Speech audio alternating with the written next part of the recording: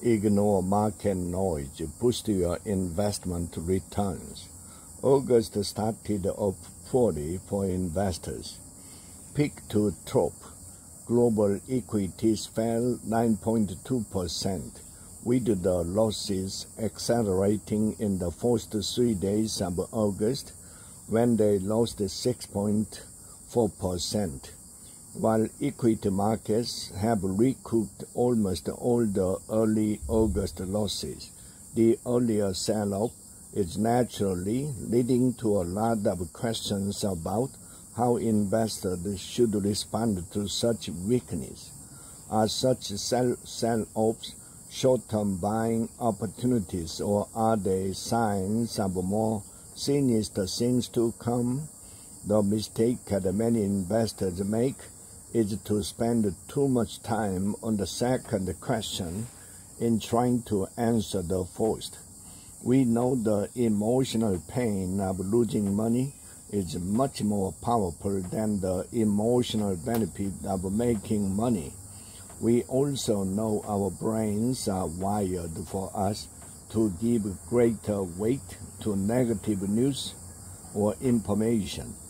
This is in part because good things happen over a long period of time, whereas bad things tend to be sudden and unexpected. If somebody said on August 5th, the recent market low, that this was a great buying opportunity, they would have been drowned out by the doomsayers, especially with the internet algorithms geared toward amplifying information that gets more clicks. Therefore, a knee-jerk flight response to equity market weakness is normal and understandable. Can you beat the market? How you react to these feelings is important for your chances of long-term financial success. Broadly, you have two options. First, you could spend your time trying to figure out what will happen next in the global economy and the financial market. However, this is time-consuming and difficult. Professionals who study this for a living rarely agree on the outlook, and when they do, they are often wrong. Therefore, you have to ask yourself, what is your potential advantage over these professionals? Is it that you have access to more or better information? If you are the CEO of a huge multinational conglomerate with a fantastic real-time information system, you might be able to make this case. Otherwise, it is unlikely.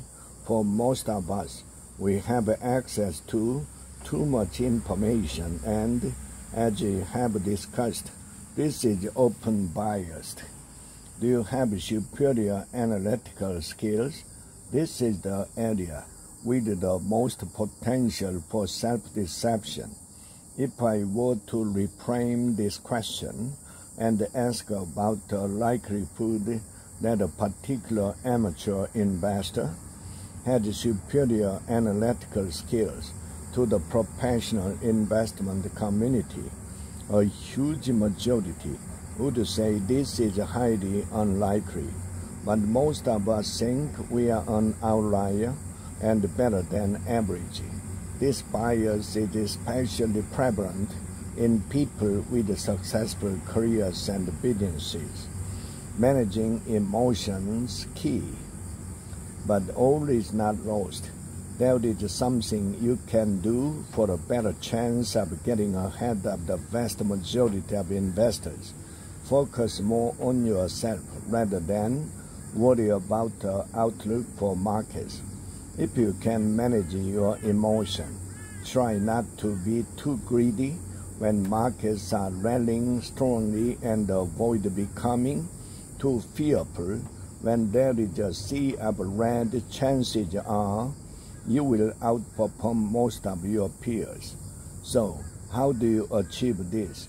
For me, the key is to have an investment plan.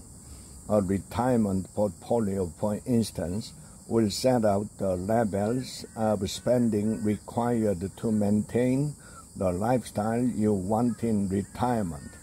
You will need to think about what part of money is likely needed to fund this, what savings you can realistically commit to, and how you are going to invest your money. This is usually an iterative process, and a professional can help guide you through it. There are two benefits of this. First, it distances you from the emotional roller coaster you experience when constantly following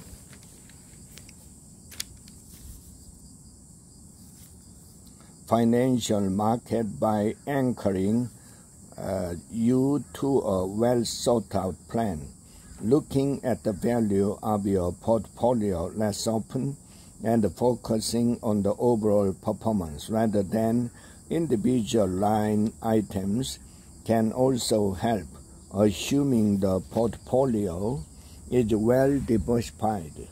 Second, after an initial investment of efforts in figuring out what your investment plan looks like, the time required to maintain it is much lower than trying to constantly figure out the economic and financial market outlook.